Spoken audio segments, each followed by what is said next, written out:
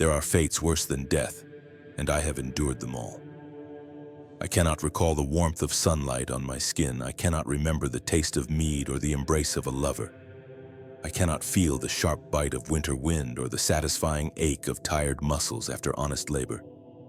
These sensations have been stripped from me layer by layer, century by century, until all that remains is duty. Cold, eternal, unending, my name was something. It began with a sound I can no longer form. I was a dragon priest's honor guard once, sworn to protect the sacred temples of the dragon cult in an age when dragons ruled the skies and mankind bent knee to their power. I died in service to that oath.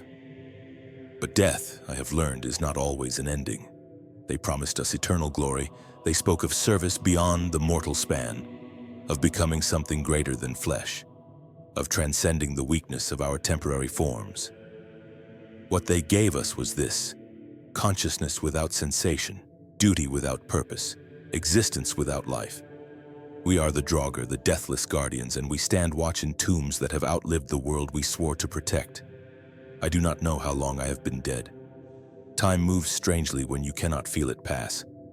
Days become years, become centuries, become meaningless. I wake, I kill, I sleep, I wake, I kill, I sleep. This is the rhythm of my damnation, the endless cycle of my cursed half-existence. This is my testimony, this is my warning.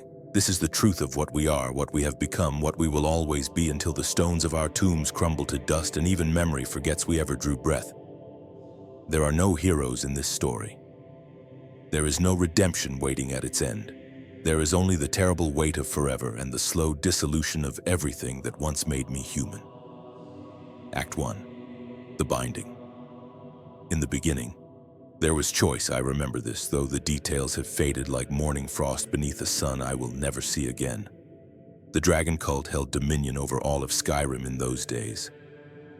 The dragons themselves walked among us, their voices shaping reality. Their word becoming law in the most literal sense. To serve them was the highest honor a Nord could achieve. To be chosen as a guardian, to stand watch over the sacred temples where the dragon priests communed with their scaled masters. This was glory beyond measure. I was young, I was strong, I was a fool. Konarek himself performed the ritual, the greatest of all dragon priests, his golden mask gleaming in the torchlight of the inner sanctum. I knelt before him with 37 others, warriors all, chosen from hundreds who had sought the honor. We had trained for years. We had proven ourselves in combat against the enemies of the cult. We had memorized the oaths, learned the sacred words, prepared our souls for the transformation. What we had not prepared for was the truth. The ritual took 3 days. I remember pain, not physical pain, for the body was bound in preserving herbs and wrapped in consecrated linens before the magic began. But a deeper agony as something fundamental was torn from my essence and chained to the stones of the temple itself. My soul, I later understood, was not merely preserved, it was anchored, bound to this place through arts that predated even the dragon cult. Magics whispered by the dragons themselves. The dragon priests called upon powers I had no name for. They spoke in the dragon tongue, their thu'um resonating through the chamber until the very air rippled with power. They drew upon ancient Nordic magic, the old ways that would later be forgotten when the cult fell. They wove bindings of soul energy, creating chains invisible and unbreakable, threading them through our dying forms and into the bedrock of the temple. They used soul gems, not the small pale crystals sold in markets, but massive artifacts that pulsed with violet light, each one containing the essence of captives, sacrifices, and volunteers whose spiritual energy would fuel our undeath. I could feel them screaming inside those crystals, their life force bleeding into me, sustaining the impossible. My heart stopped. My breath stilled, my blood cooled and began to thicken, but I did not die. I could not die, the magic would not permit it. When I woke, and I use that word loosely, for what I experienced was nothing like the natural awakening from sleep. I was changed. The world had lost its color, sound had become muted, as though I heard everything through water. I tried to draw breath and discovered I had no need of it. My chest was still. My pulse was absent. I was a corpse that moved, a dead thing given purpose through sorcery and sacrifice. The dragon priest who had overseen my transformation explained what we had become. We were Draugr now, he said, the deathless ones. We would stand eternal watch over the temple. When danger threatened, we would wake and defend it. When the threat was vanquished, we would return to our rest. We would never age, never sicken, never truly die. We would serve forever.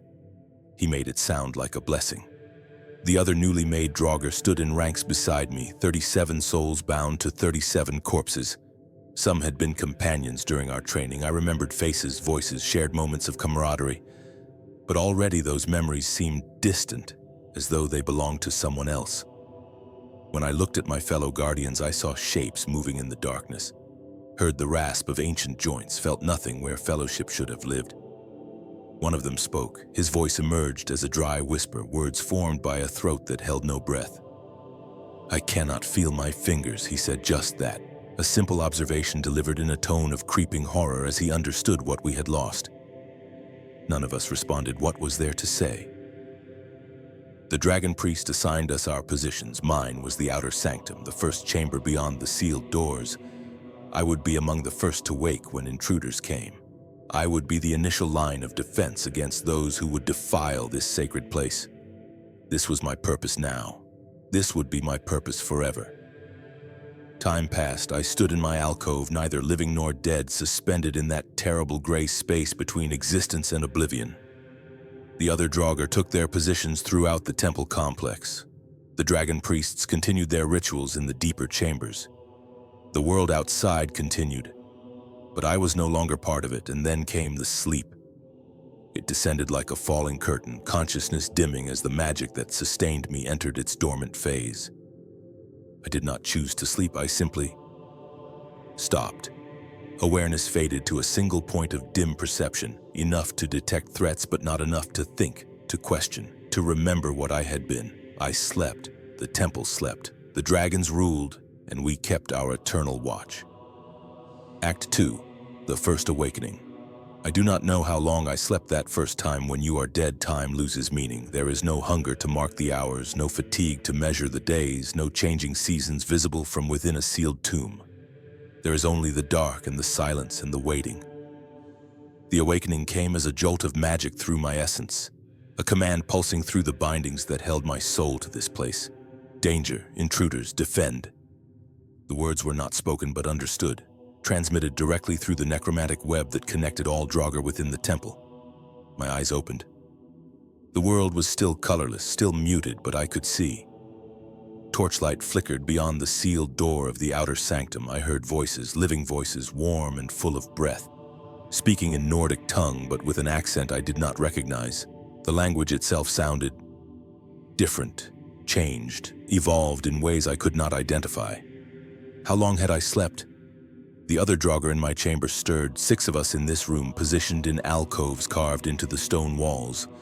We moved in perfect synchronization, no words needed, our shared purpose flowing through the magical connection that bound us. We took up our weapons, ancient steel that had not rusted, preserved by the same magic that preserved our bodies, and prepared to defend. The door opened. 3 figures entered, clad in armor styles I had never seen, bearing weapons that gleamed with enchantments. They were tomb raiders, I understood, thieves come to plunder the temple we guarded. We attacked. The battle was brief and brutal. My body moved with strength that surprised me, power that no living warrior could match. I did not tire. I did not slow. Pain was absent even when one of the intruder's blades bit into my arm, the enchanted steel cutting through desiccated flesh. I registered the damage as data, left arm compromised, adjust tactics accordingly, but I felt nothing. We killed 2 of them. The third fled back through the entrance, screaming warnings to companions we could not see. We did not pursue. The magic that bound us prevented us from leaving the temple. Our domain ended at the threshold. Beyond that point, the intruders were safe from us. We returned to our positions. The dead thieves lay where they had fallen, their blood bright and red and impossibly vivid against the gray stone. I stared at that blood, and somewhere in the hollow space where my humanity had lived, something stirred. A memory. Blood meant life. Life meant warmth. Warmth meant... The thought dissolved before it could form. The magic pulled me back toward my alcove. Duty, purpose, rest. The imperative was absolute, but before sleep claimed me, I looked down at my hands. They were skeletal. the flesh shrunken and gray-brown, pulled tight over bones that showed through in places. These were not the hands I remembered. These were not the strong, calloused hands of a warrior in his prime. These were the hands of a corpse. How long had I slept to decay this far? The question haunted me as consciousness faded. Days, months, years. I slept. When I woke again, the bodies were gone. Someone, perhaps the surviving tomb raiders, perhaps others, had retrieved them. Or perhaps the temple itself had consumed them. The magic that sustained us feeding on the death we dealt. I did not know, I did not ask. The other Draugr in my chamber stood motionless in their alcoves, waiting for the next awakening. And I joined them in that vigil. The pattern established itself. Wake, fight, sleep, wake, fight, sleep. Sometimes days passed between awakenings. Sometimes years. I could not tell the difference. Each time I woke, the world seemed to have shifted slightly, details changing in ways I could barely perceive. The language of the intruders evolved. Their armor changed. Their weapons grew more sophisticated, and with each awakening I noticed new losses. After one sleep, I did not know how long I woke and could not remember the name of my sister. I knew I had a sister.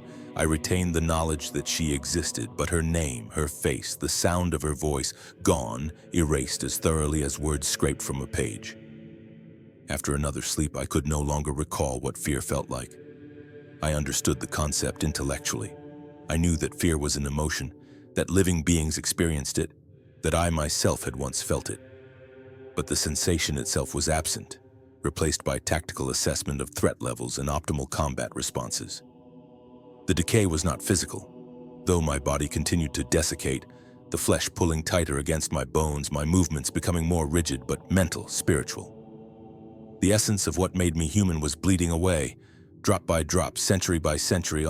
I tried to hold on to memories, to catalog what remained before it too vanished. I remembered battles, yes, fighting against the enemies of the dragon cult. I remembered a woman, someone important, mother, lover, sister. The relationship was unclear. I remembered cold, the concept of cold. Though I could no longer feel it, I remembered that I once felt things, though the specifics eluded me. During one awakening, I encountered a Draugr from another chamber, one of the 37 who had undergone the ritual with me. I did not remember his name, but I recognized something in the way he moved. We had trained together, perhaps we had been companions. He looked at me with eyes that glowed with dim blue light, the necromantic energy that animated us bleeding through the empty sockets where mortal eyes had rotted away. He opened his mouth as if to speak, but only a dry rattle emerged. Language was leaving us, I realized. The ability to form words, to express thoughts, to communicate beyond the basic imperatives transmitted through our binding. I tried to ask him how long we had served. I tried to form the question with my own ruined throat, but the sounds that emerged were incomprehensible, more growl than speech, more death rattle than language. He turned away. We both returned to our duties. 73 years passed. I learned this later, much later, when an intruder spoke of dates and I could calculate the span. 73 years of waking and sleeping, of killing those who entered our temple, of standing watch over treasures that no longer held meaning for me. When I woke after that span, I could not remember what joy was. I knew it was something people felt. I knew it was positive, but the sensation itself was gone, leaving only a hollow space where happiness should have lived. Act 3. The War of Succession. The temple changed during one of my long sleeps. When I woke, I sensed immediately that something was different. The magical bindings felt looser, as though the power that sustained them had diminished. The other Draugr moved with less certainty, their coordination imperfect. The dragon priests were dying. I pieced this together from fragments over many awakenings. Intruders spoke of a rebellion, of the dragon war, of humans rising against their draconic masters. The names meant nothing to me. I had no context for these events, but their implications were clear. The power structure that had created us was collapsing. During one awakening, I witnessed something I had never seen before. A dragon priest fleeing deeper into the temple, pursued by warriors in steel armor. The priest's movements were panicked, desperate. He had been wounded, his ornate robe stained with blood that steamed in the cold air of the tomb. Should I have felt something? Loyalty? Concern? The priest was one of those who had transformed me, who had bound my soul to this place. But I felt nothing. No allegiance, no anger at his attackers, only the binding's imperative. Defend the temple, I attacked the pursuing warriors. They were skilled, better trained than most tomb raiders. They fought with coordination and tactics that spoke of military discipline. They killed 3 of the Draugr who stood with me. They wounded me. A spear through my chest that would have killed a living man but merely lodged in my desiccated ribcage. The priest escaped to the inner sanctum. The warriors retreated. I returned to my alcove. I did not wonder about the priest's fate. I did not question the righteousness of my actions. I simply was. More years passed. The awakenings became less frequent. The temple fell silent for longer and longer periods. Sometimes I woke to find Draugr who did not respond to the binding's call. Their animation finally exhausted, the magic that sustained them depleted. We were, I understood dimly, dying our second deaths.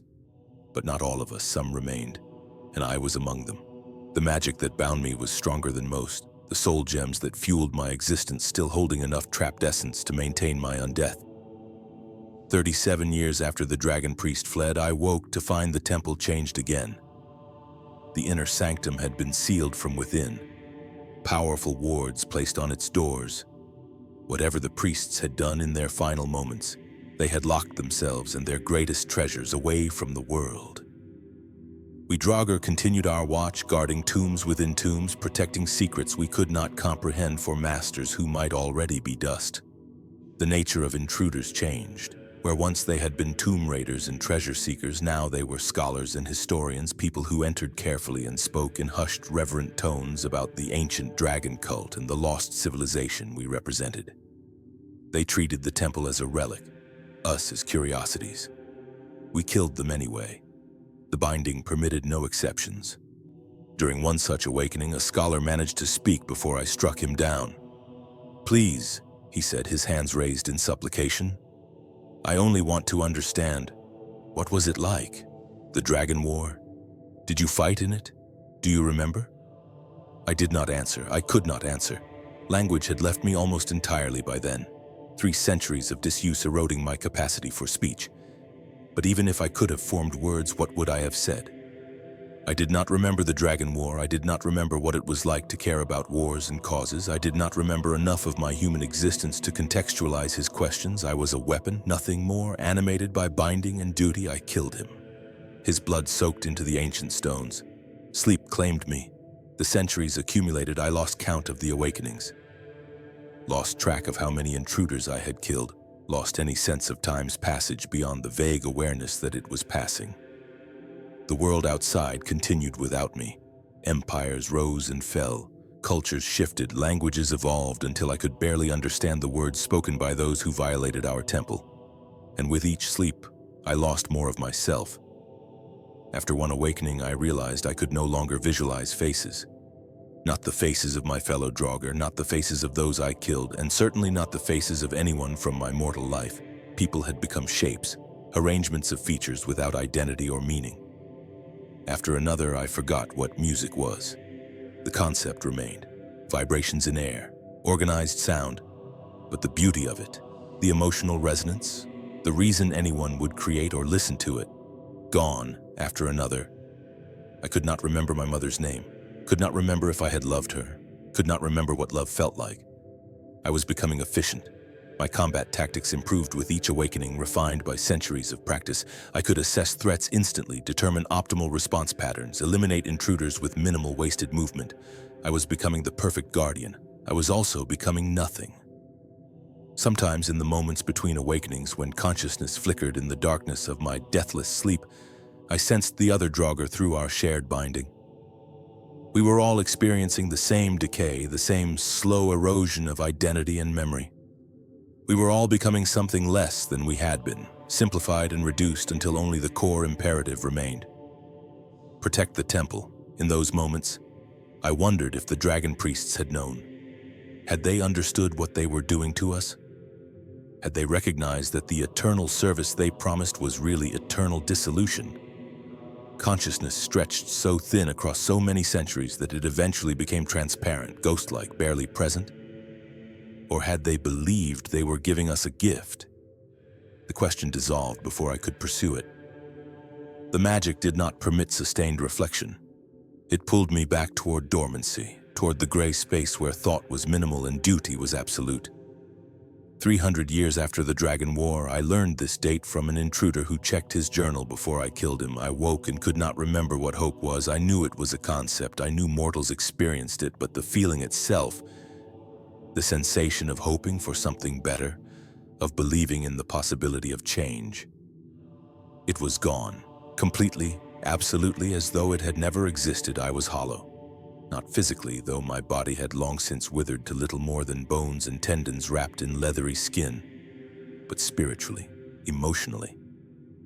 The parts of me that made me human had been whittled away until only the soldier remained, only the guardian, only the weapon, and I did not care. Caring required emotions I no longer possessed. Caring required a sense of self that had dissolved into the magical binding that sustained me. Wake, fight, sleep, wake, fight, sleep. This was existence now. This would be existence forever. Act 4. The Dream of Remembrance. The dream came during a sleep that lasted longer than most. I did not know how long. Time was meaningless in the darkness, but when consciousness stirred, it was not the sharp jolt of an awakening, but something gentler, subtler, stranger. I was human again. Not in truth, of course. My body remained in its alcove, a desiccated corpse wrapped in ancient armor, but in the dream I had flesh that was warm and whole.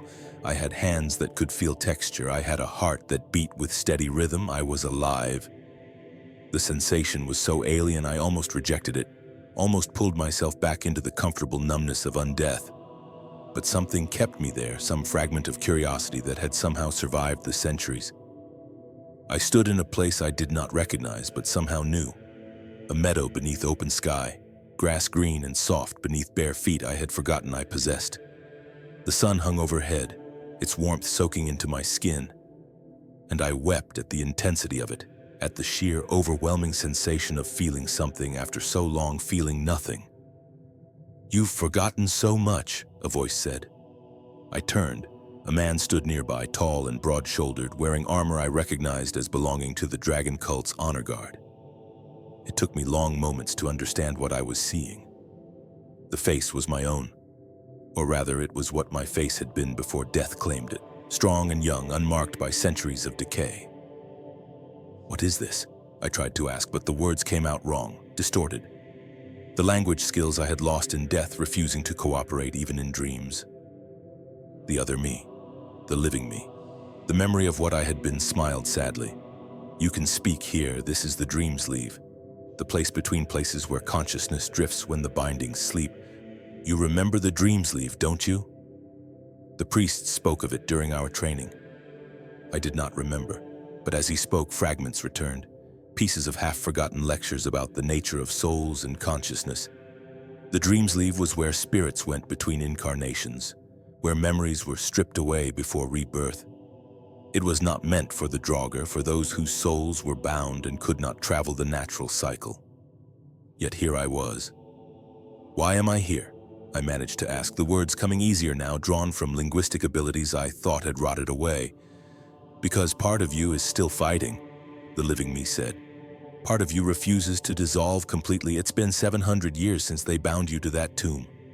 700 years of forgetting, of simplifying, of becoming less. But something remains. Something stubborn and human that won't let go. 700 years. The number should have shocked me, should have filled me with horror at the vastness of time I had lost. But I felt only a dull ache, as though the capacity for true horror had atrophied along with everything else. "I don't remember what I'm fighting for," I said. "No," he agreed. "You've forgotten almost everything. You don't remember your name. It was Valdemar, by the way. You don't remember your family, your home, your reasons for joining the dragon cult. You don't remember the woman you loved, the daughter you never got to watch grow up, the life you sacrificed for what you thought was glory." Each word was a revelation and a fresh loss. A daughter, I had a daughter. The knowledge settled into me like a stone, heavy and sharp. And I mourned for something I could no longer visualize or name. "Why are you telling me this?" I asked. The living me, Valdemar, that was my name. I had a name, looked at me with infinite sadness. Because you're reaching a threshold soon, very soon, there won't be enough of you left to dream. The binding will complete its work, and you'll become what all Draugr eventually become. Pure function, pure duty, consciousness reduced to a single imperative. You'll still move and fight and kill, but there will be nothing behind it. No awareness at all. You'll be a magical automation, no different from the enchanted doors and trapped walkways. Would that be so terrible? I asked and meant it. Existence as I knew it was already hollow. Would true emptiness be worse? I don't know, he admitted. Maybe it would be a mercy. Maybe that's what you should want, but part of you, this part, the part that can still dream and question, doesn't want to let go. So I'm here to remind you what you're losing. To give you a choice. What choice? He gestured to the meadow, to the warmth and the sunlight and the terrible, beautiful sensation of being alive. You can hold on to this. You can fight to remain aware, to keep some fragment of your humanity intact even as the centuries continue their grinding work. It will hurt, God's Valdemar, it will hurt more than anything you've ever experienced because you'll be aware of every loss, every diminishment, every piece of yourself that crumbles away. He paused, meeting my eyes.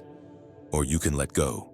You can surrender to the binding, stop fighting, and drift into true oblivion. No more dreams, no more memories of what you've lost, just the task forever until the magic finally fails and you crumble to dust. I stood in the dream meadow, feeling grass beneath my feet and wind in my hair and all the thousands of sensations I had lost. The choice should have been obvious. Who would choose awareness of their own dissolution over peaceful numbness? But even as I thought it, I knew my answer. I don't want to forget, I said quietly. Even if it hurts, even if it's pointless, I don't want to stop being me. Valdemar smiled. I smiled, the living memory of what I had been, and nodded. I know, that's why I'm still here, that's why you can still dream. The meadow began to fade. I felt the binding pulling me back, drawing me toward waking, toward another cycle of violence and duty. I tried to hold on to the dream, to stretch this moment of remembered humanity as long as possible. Will I dream again? I asked as the world dissolved around me. Maybe, Valdemar said, his voice growing distant. If you keep fighting, if you don't let go, but Valdemar, it gets harder each time. You get weaker, the binding gets stronger eventually. His words cut off as consciousness snapped back into my dead body. My eyes opened to the familiar darkness of my alcove, the familiar absence of sensation, the familiar hollow awareness of being a corpse that moved. But something had changed. For the first time in centuries, I felt something approaching emotion, not joy or fear or love. Those were still lost to me, but a grim determination, a sense of purpose beyond the binding's imperative. I would remember. I would fight to remain aware. I would not surrender the last fragments of my humanity without resistance. Even if it was futile, even if I was already mostly gone, even if the only victory possible was delaying the inevitable by decades or centuries, I would remember that I had a name, Valdemar. That I had loved someone, that I had sacrificed everything for a cause that had died centuries before my body did. I would remember what I was fighting to preserve. Not the temple, not the dragon cult's treasures, but the tiny guttering spark of consciousness that separated me from true death. The binding pulled at me, urging me back to dormancy. But I resisted for just a moment longer, long enough to think with crystal clarity. My name is Valdemar, and I am still human. Then sleep claimed me, and I surrendered to the darkness. But this time I went knowing I would return.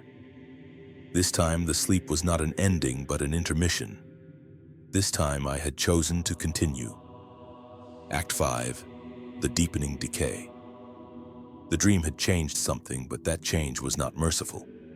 Where before I had drifted through the centuries in comfortable numbness, now I was aware, brutally, painfully aware of every loss, every diminishment, every piece of myself that the binding stripped away. I woke and killed and slept, as I had for 700 years. But now each awakening brought fresh horror as I catalogued what had vanished during my dormancy. After one sleep, I realized I could no longer remember what my daughter looked like. I knew I had a daughter. The dream had told me so, and some deep part of me believed it, but her face was gone, her voice was gone. Whether she had been young or old, Whether she had my eyes or her mother's, whether I had loved her well or poorly, all of it erased. The grief was immense and immediate. I had not felt anything so intense in centuries. I had forgotten that emotions could hurt this much. That loss could be a physical sensation even in a body that no longer had a functioning nervous system. I stood in my alcove after the battle was done, staring at hands that had once held a child I could not remember, and something inside me broke, but I could not weep. The tear ducts had desiccated centuries ago. I could not scream, for my vocal cords had withered to useless strings. I could only endure the grief silently, internally, a private agony that the binding did not understand or care about. Sleep offered no relief. When I dreamed now, the meadow was empty. Valdemar, the living version of me, did not appear. I wandered through that imagined landscape alone, feeling grass beneath feet that weren't real, beneath a sun that couldn't warm me, searching for something I couldn't name. I began to understand what choosing awareness meant. It meant experiencing every loss in full, sharp detail. It meant recognizing each piece of humanity as it crumbled away, cataloging my own dissolution with perfect clarity. Most Draugr never experienced this. They drifted into oblivion peacefully, awareness fading so gradually they never noticed its absence. I had chosen to notice.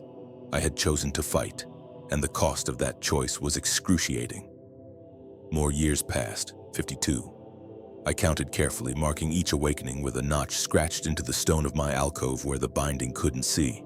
52 times I woke and killed and slept. 52 times I returned to dormancy, having lost something else precious. The memories of my mortal life continued their evacuation. I forgot what my home looked like. I forgot the names of my companions from the training that had led to this damnation. I forgot the taste of food. Not just the sensation, which was already long gone, but the very concept that food had different tastes, that people had preferences, that meals were once sources of pleasure and not just fuel. But I fought to keep some things, small things, useless things. I repeated my name, Valdemar, Valdemar, Valdemar, during every waking moment, carving it into my consciousness with desperate intensity. I held on to the knowledge that I had loved someone, even though I couldn't remember who or how or why. I preserved the understanding that I had once been more than this, even as the specifics dissolved. During one awakening, I encountered another Draugr in the temple's central chamber. He was ancient, far older than me, his body so desiccated it was barely more than bone and armor. But his eyes, those blue glowing pits that marked our kind, held something I recognized: awareness. He looked at me, and I looked at him, and for a moment we understood each other perfectly. We were both trapped in the same hell, both conscious enough to know what we had lost, but not powerful enough to escape it. We were both fighting the same futile battle against inevitable dissolution. I tried to speak to him, to share this recognition, to make some connection across the centuries that separated us, but language was almost completely gone now. The sounds that emerged from my throat were inhuman, more bestial growl than words. He responded in kind, broken syllables that might once have been speech but now meant nothing. We stood there, two conscious minds trapped in dead bodies, unable to communicate despite our desperate need for connection. After a moment, he turned away and returned to his post. I did the same. The binding permitted nothing else. That encounter haunted me for years afterward. There were others like me in this temple, others who had chosen or been forced to remain aware as the centuries ground them down. We passed each other in corridors, stood side by side during battles, shared the same magical binding that sustained our undeath. But we were each utterly alone, isolated inside our rotting skulls, unable to reach across the gap that separated consciousness from consciousness. Sometimes I wished I had made the other choice. Sometimes I wished I had surrendered to oblivion when the dream offered me the option. The pain of awareness was becoming unbearable. The weight of consciousness in a body that shouldn't have consciousness was crushing me slowly. But I did not let go, could not let go. The stubborn human part of me, the part that had survived 700 years of magical dissolution, refused to surrender. My name is Valdemar. I had a daughter. I loved someone. I was human once. These truths became my anchor, the core around which I organized what remained of my identity. I repeated them constantly. carved them into my consciousness with the same desperate intensity that I had once carved the notches counting awakenings. But even anchors can erode. Even the strongest declarations can fade with enough repetition, becoming sounds without meaning, syllables without emotional weight. I felt it happening, slowly, incrementally, like ice melting at the edge of a frozen lake. My sense of self was dissolving. The binding was patient. It did not need to attack directly, it simply waited, applying constant gentle pressure, wearing away my resistance through sheer duration. 91 more years passed. The notches on my alcove wall became too numerous to count easily. The temple itself began to crumble, stone weathering away, portions of the outer chambers collapsing. The world outside continued its relentless advance while we remained frozen in our eternal futile duty. During one awakening, I discovered I could no longer remember what love was. I knew I had loved someone. I knew love was important, that it had motivated my mortal self, that its loss should devastate me. But the feeling itself was absent. Love had become a word, a concept, an abstract idea with no emotional content. This loss was different from the others.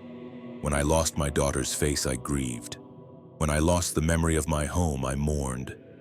But losing love itself, there was no grief, because grief required emotions I no longer possessed.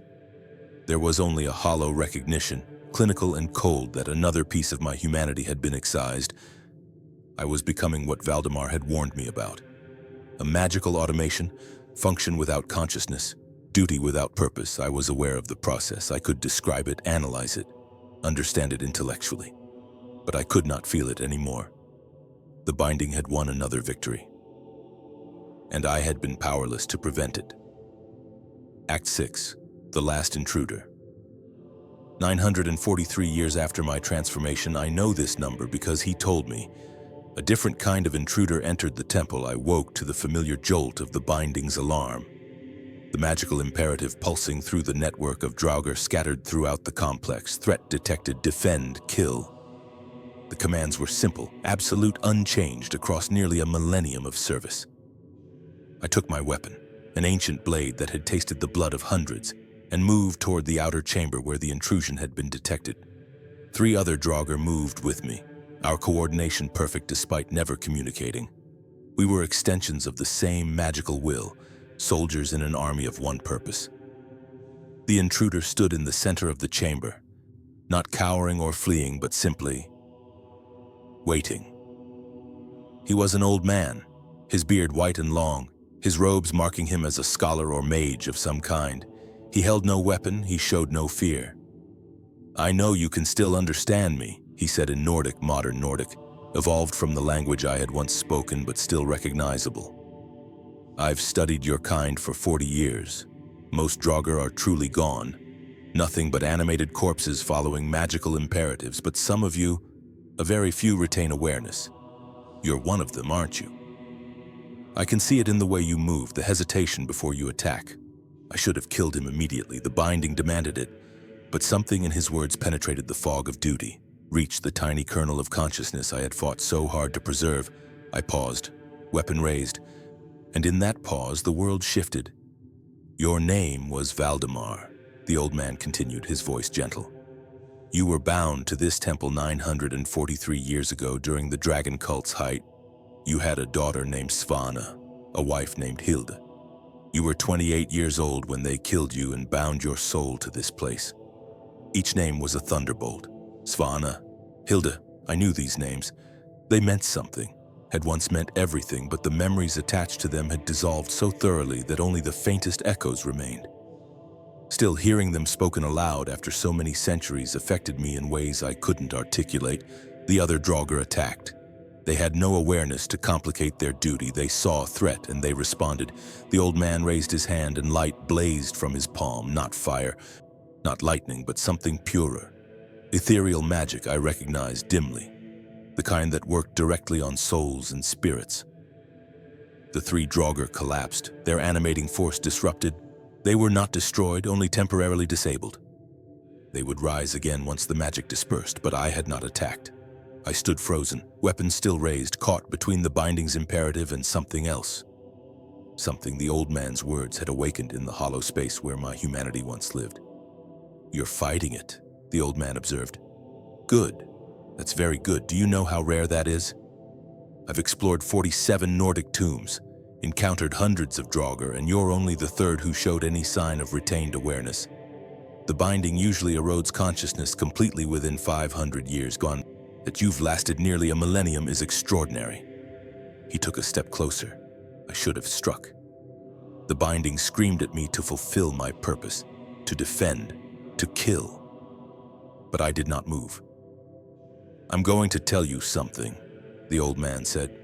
"Something you need to know. The dragon cult fell, the dragons fell, the entire world you knew is gone, everyone you ever loved is dead, the wife you can't remember, the daughter whose name you just heard, they died centuries ago. Probably died of old age, having lived full lives, never knowing what happened to you." The words should have devastated me. Perhaps once they would have, but I had lost too much capacity for grief. I felt only a distant ache, an intellectual understanding that I should be in agony but lacked the emotional infrastructure to experience it. "The temple you're guarding? It's meaningless now," he continued. "The treasures you protect are academic curiosities. The magic you're bound to is ancient and forgotten. You're serving a dead cause, defending a legacy that no one alive respects or honors. Your sacrifice was for nothing, for nothing. 943 years of consciousness locked in a corpse, for nothing. The slow dissolution of everything that made me human, for nothing. The loss of my name, my family, my capacity to feel and remember and love, all for nothing." The binding's imperative wavered. For just a moment I felt it loosen, as though the old man's truth had weakened its hold on me. "I can't free you," the old man said, and now his voice carried genuine sorrow. "The binding is too strong, too deeply woven into your essence. Even if I destroyed every soul gem in this temple, even if I dismantled every ward and seal, you would remain anchored here. The dragon priests made certain of that. You're trapped forever, Valdemar, until the magic finally fails and you crumble to dust." He paused, letting that truth settle into me. "But I can give you a choice," he said softly. "I can strengthen your awareness, restore some of what the binding has taken. It won't be pleasant. You'll feel everything you've lost, understand fully what's been done to you. But you'll be yourself again, or as close to it as possible. You'll be human one more time before the end. Or," he continued, "I can accelerate the process. I can push you into full dissolution, erase the last fragments of your consciousness so you feel no more pain. Carry no more awareness of your condition. You'll become what most Draugr are, pure function. No suffering, no knowledge of what you've lost. The choice, again. Always the choice, fight to remain aware or surrender to oblivion." I still could not speak. My vocal apparatus had decayed too far, but I could move. Slowly, with great effort, I lowered my weapon. I met the old man's eyes with my own dim blue gaze. I made my choice. "You want to remember," he said, understanding my gesture.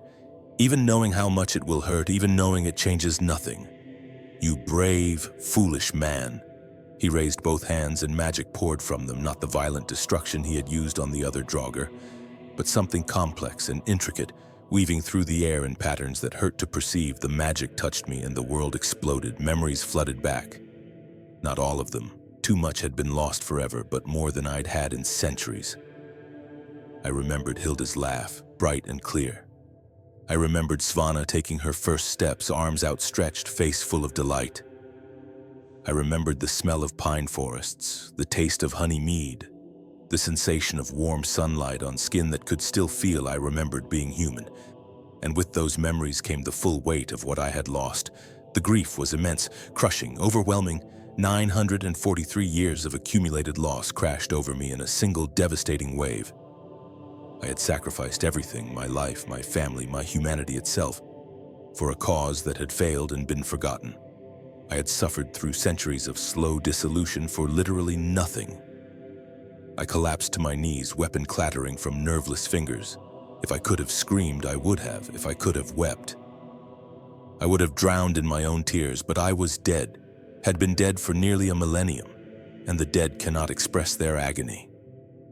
The old man knelt beside me. "I'm sorry," he whispered. I'm so sorry this happened to you. You deserved better. They all did. He stayed with me while I shattered, stayed while I experienced the full horror of my condition, the full weight of centuries compressed into minutes of clarity. Stayed until the initial wave of grief subsided enough for me to function again. What do I do now? I managed to rasp, forcing words through a throat that had forgotten speech. You continue, he said simply. Because that's all you can do. The binding won't let you stop. But you continue aware, Valdemar, you continue as yourself. For however long the magic sustains you. That's the gift I could give you, not freedom. But consciousness, the knowledge that you didn't completely disappear, that some part of you survived the dragon cult's cruelty. He stood, preparing to leave. The other Draugr were stirring, their temporary disruption fading. Soon they would wake and attack again. Soon I would have to defend the temple, to kill this man who had given me back pieces of myself. Will you return? I asked. No, he said. I'm old, Valdemar. This is my last expedition. I came here specifically to find you, to give you this choice. Now my work is done. Thank you, I whispered. He smiled sadly. Don't thank me. I've condemned you to feel your suffering. That's not kindness. It's human, I said, and I would rather be human and suffering than empty and numb. He nodded. Then he was gone. Moving swiftly out of the chamber before the other Draugr could fully wake, I heard him navigating the outer corridors, heard the ancient mechanisms activate as he triggered traps and avoided hazards with the ease of long experience. Then silence. I remained on my knees, weapon forgotten, experiencing emotions I hadn't felt in centuries. Grief, yes, anger at the dragon priest who had done this, sorrow for my lost family, but also something else, something unexpected, gratitude. For 943 years, I had been slowly erasing. But now, for this moment, I was Valdemar again. I remembered love. I remembered loss. I remembered what it meant to be human. The binding reasserted itself, pulling me back toward duty and purpose. The other Draugr returned to their posts. I picked up my weapon and stood, returning to my alcove. But everything had changed. I was aware now. Fully and terribly aware, and I would remain aware, carrying this consciousness and these memories, for as long as the magic sustained me. It was a gift and a curse, and I accepted both. Act 7. The final watch. Years passed with agonizing slowness, where before the centuries had blurred together in gray uniformity. Now each awakening was distinct, each battle a separate experience filled with sensation and thought. I counted them obsessively, 347 awakenings over the span of 81 years. The restoration of awareness meant I perceived time differently. Each moment stretched, became significant, heavy with consciousness. Sleep no longer offered relief. I dreamed constantly now, vivid nightmares of lives I would never live, of the family I had lost, of all the centuries I had endured without understanding their weight. The temple continued its slow decay. Portions of the outer walls collapsed.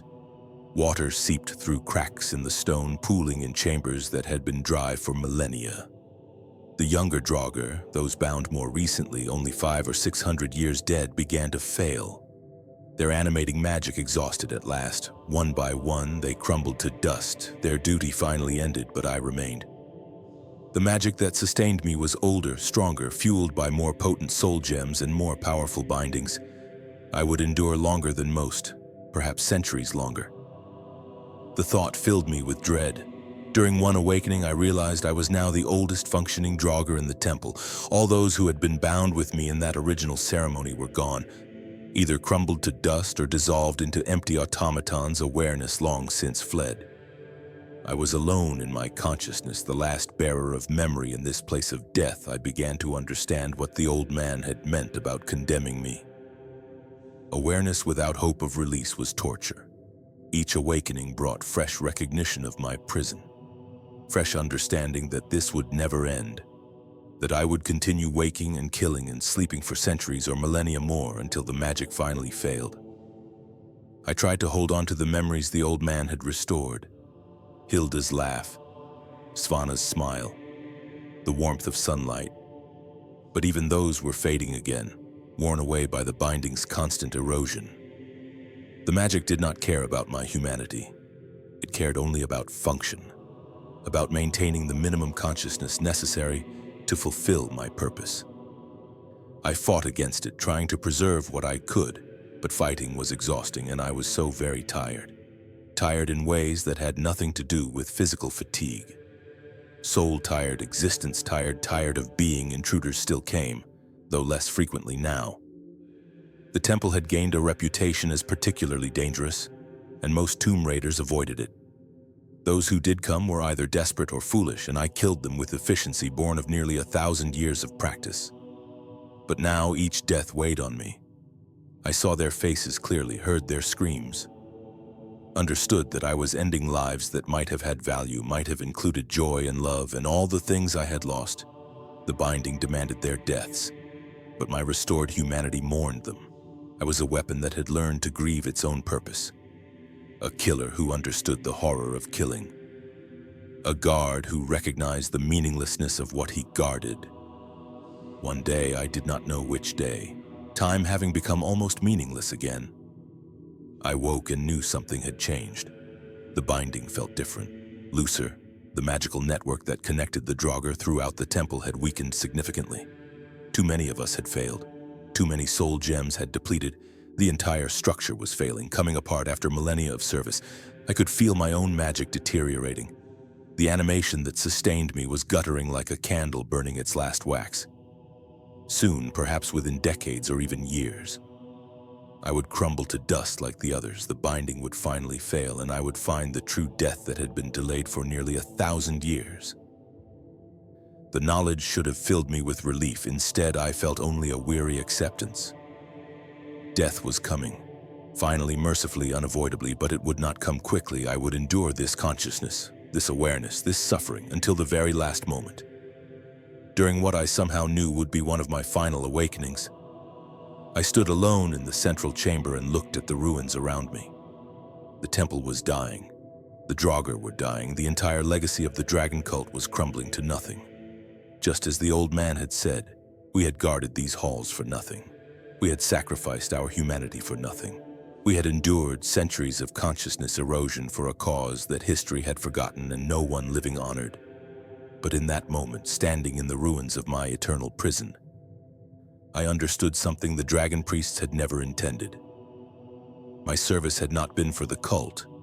It had not been for the dragons or the treasures or the temple itself. My true service had been to myself, to the stubborn, defiant part of me that refused to let go of humanity, that chose awareness over oblivion, that fought to remain Valdemar despite everything working to erase him. I had lost.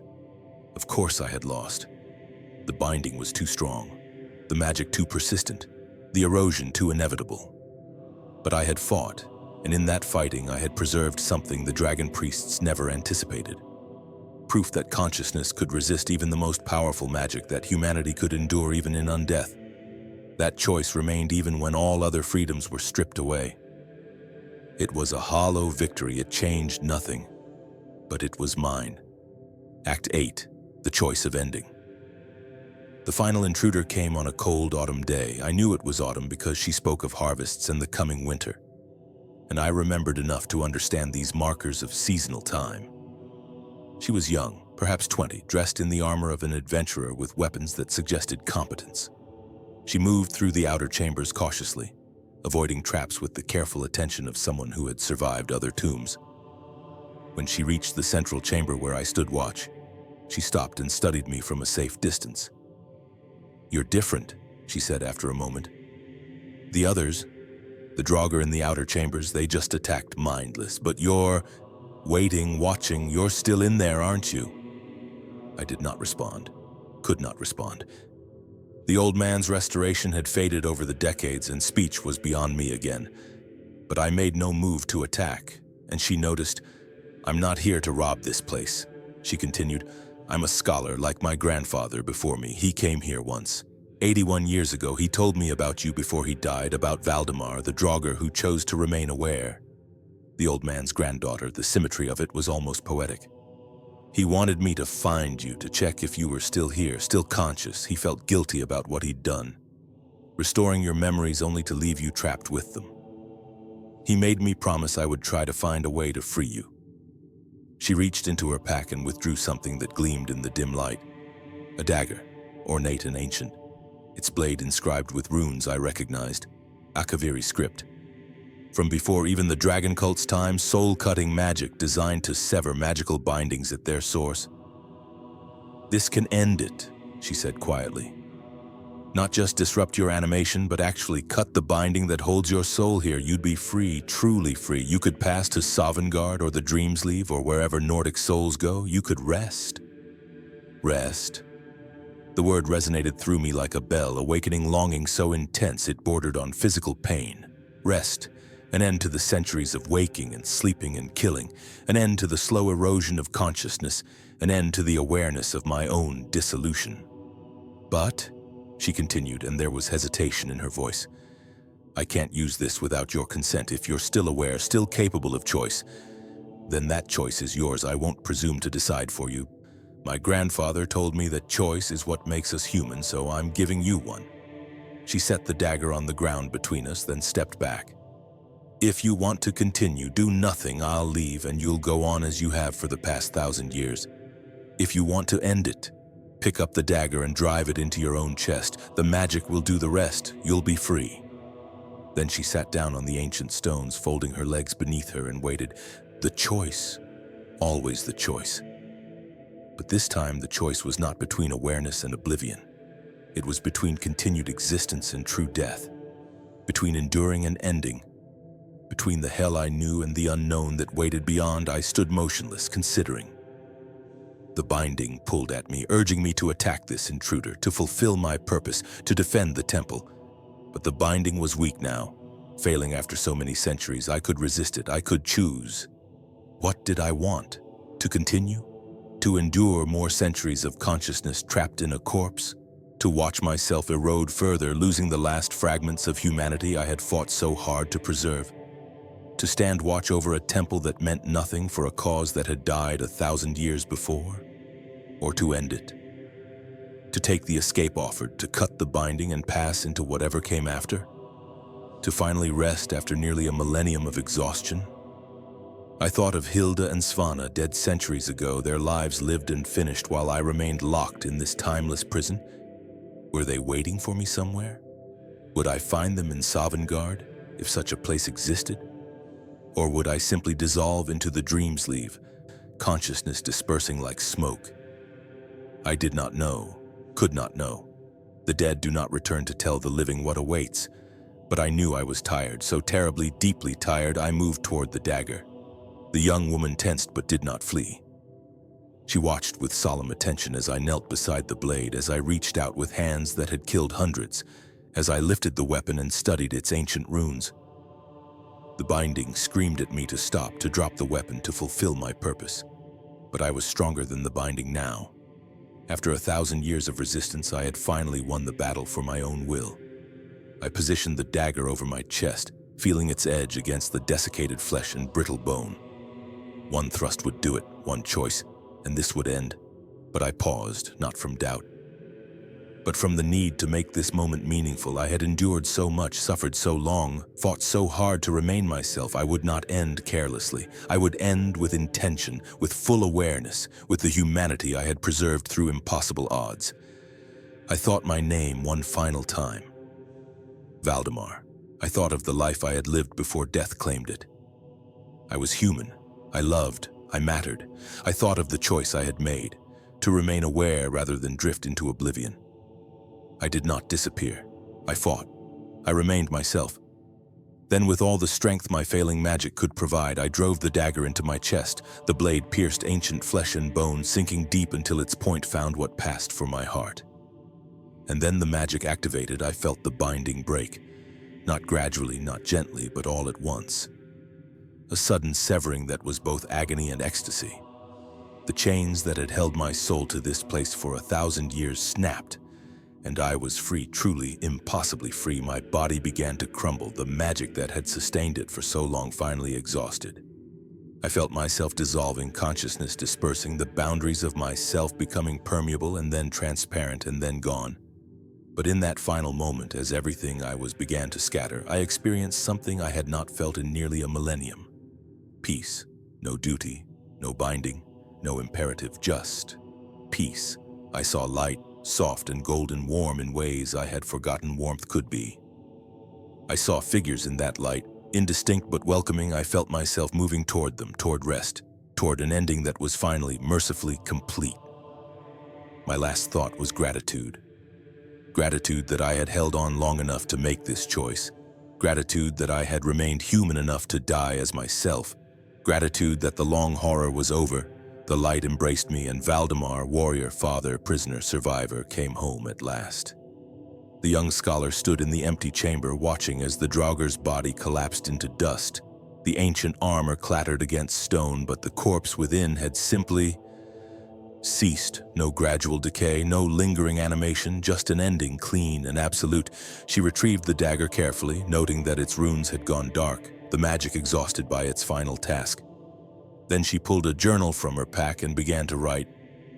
Found him where grandfather said he would be. Still conscious after 1,024 years of binding, still human enough to choose. He chose freedom. He chose rest. I envy him that choice, and I grieve that it took so long to reach him. His name was Valdemar. Let it be remembered. She closed the journal and stood, preparing to leave. As she walked toward the exit, she paused at each fallen Draugr, each empty alcove, each silent guardian of a forgotten age. You were all human once, she said quietly to the darkness. I hope you all found rest, wherever you are. Then she left, sealing the temple behind her, leaving it to the centuries and the slow crumbling of time. Inside, in alcoves throughout the complex, a few Draugr remained. Conscienceless automatons function without thought, duty without awareness. They would stand watch for decades or centuries more until the magic finally failed and they joined Valdemar in dust.